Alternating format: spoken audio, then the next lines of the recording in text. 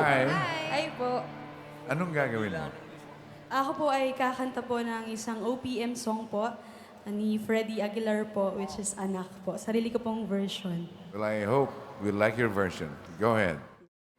Nang isilang ka sa mundong ito, laking tuwa ng magulang mo, at ang kamay nila ang iyong ilaw.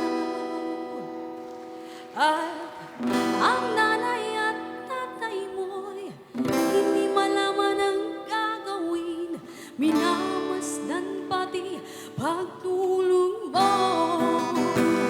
At sa gabi na pupuyat ang iyong nanay sa pagtimpla ng tatas mo.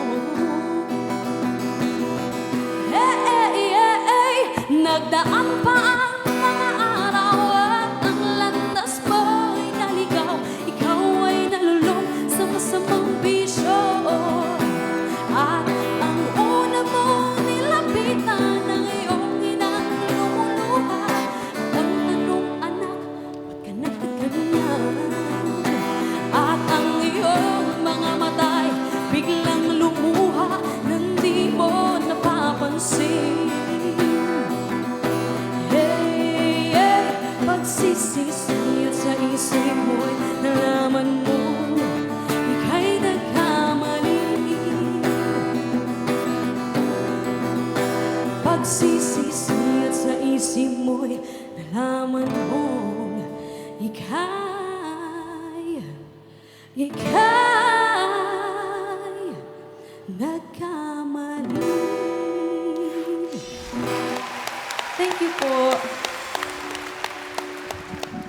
Alam mo, yung kantang yan, ilang beses nang kinanta, ilang beses nang naisalin sa iba-ibang wika. Ang gaganda rin ng mga version nila. Pero natutuwa ako dahil nahanap mo yung sarili mong version. At napakaganda ng pagkakakanta mo. Thank you po. Thank you po.